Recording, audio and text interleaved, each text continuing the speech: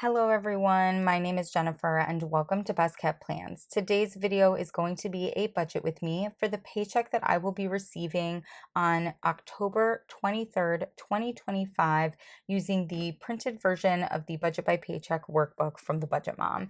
If you're interested in seeing that, please stick around.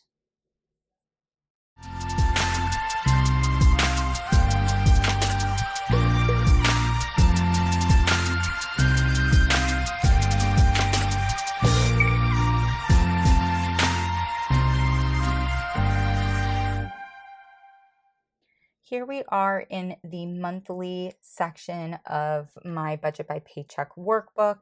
I'm actually filming this video early, and so that's why you don't see any check marks next to the bills that I budgeted for with my October 9th paycheck. But this budget with me is going to focus on the paycheck I'm receiving on October 23rd, which is going to cover bills that are listed in yellow as well as a bill for the month of November.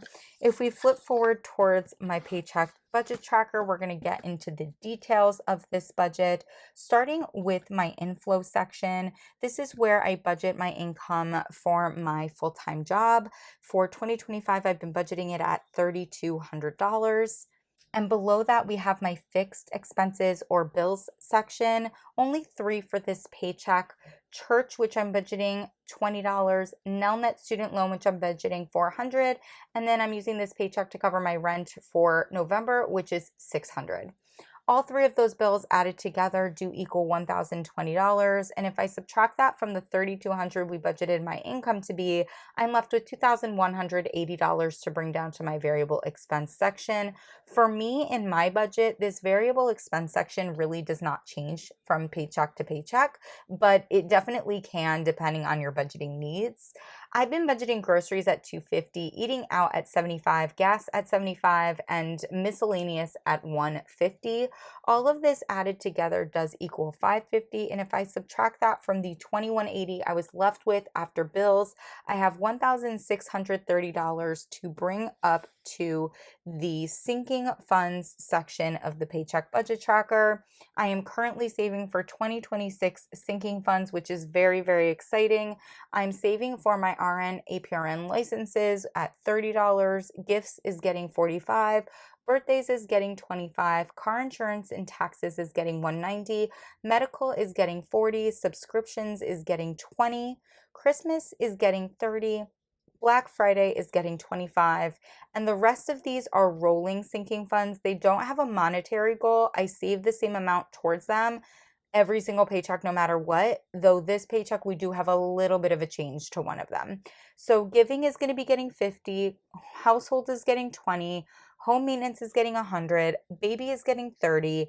I decided though that when I can, I want to try to put a little bit of extra cash towards my travel sinking fund because I initially was hoping or thinking I might try to do a short getaway in December just before Christmas time for a little bit of rest, a little bit of relaxation. I haven't gone on a legit vacation since early in 2025, though I did do some traveling for a bachelor party for a wedding, and I like to end the year off with a somewhat relaxing short trip, but I don't actually think that's going to happen because I have decided I want to go on a larger trip in spring 2026. And with that in mind, I'm really going to have to put some cash towards my travel sinking fund in order to make that happen, especially since spring 2026 is not that far away. We're talking about 6 months from now. And so with this paycheck, I decided to put $400 towards my travel sinking fund instead of its usual $100.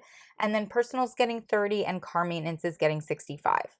All of this added together is $1,100, and if I subtract that from the $1,630 we were left with after bills and variable expenses, we have $530, which I am just going to put straight towards my house savings. On the other side here, we have my cash envelope breakdown, which I've only half filled out as of right now. I did write everything in. I just didn't actually put in all of my denominations. I will definitely do that before paycheck day because I need to have those denominations for going to the bank to withdraw my cash. But I believe the total of this, yeah, see, I hadn't even, when I put this budget together, I wasn't even exactly sure how much extra I was going to try to put towards travel. So it's usually 800 towards my sinking funds, but with the addition, it's 1100 and this is 300 and then 600. So that's 900 plus 1100. It's going to be $2,000 that we are withdrawing from the bank on the 23rd when I get paid. And that's what you're going to see me stuff into my envelopes when my cash envelope stuffing posts. But again, I hadn't finished off that page when I initially put my budget together because I wasn't 100% sure on the amount I was going to be able to put towards my travel sinking fund. I hope that you all enjoyed this budget with me. If you have any questions about the way that I budget, how I use the budget by paycheck workbook and method, please do not hesitate to put a comment down below. And as always, everyone, please be safe. Bye-bye.